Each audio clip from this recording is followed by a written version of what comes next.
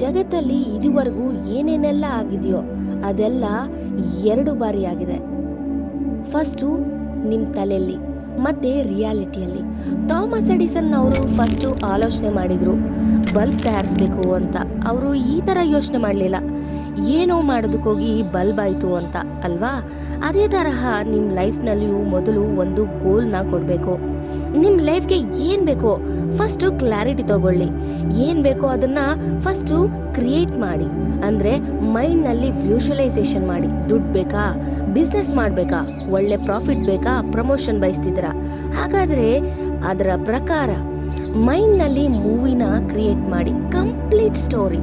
ಆ ಸ್ಟೋರಿ ಕೇವಲ ಹಣದ ಬಗ್ಗೆ ಮಾತ್ರ ಇರಬಾರ್ದು. ಫುಲ್ ಸ್ಟೋರಿ ಎಮೋಷನ್ಸ್ ಬಗ್ಗೆ ಇರಬೇಕು.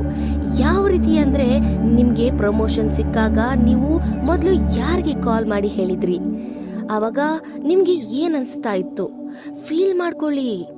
ಅವರು ನಿಮಗೆ ಏನು ರಿಪ್ಲೈ ಕೊಟ್ಟರು, ಆ ಗುಡ್ ನ್ಯೂಸ್ನ ನೀವು ಹೇಗೆ ಶೇರ್ ಮಾಡ್ಕೊಂಡ್ರಿ, ದೇವರಿಗೆ ನೀವು ಗ್ರ್ಯಾಟಿಟ್ಯೂಡ್ನ ಹೇಗೆ ಸಲ್ಲಿಸಿದ್ರಿ, ಎಲ್ಲ ಕಂಪ್ಲೀಟಾಗಿ A to Z ವ್ಯೂಷಲೈಸೇಷನ್ ಮಾಡಿ.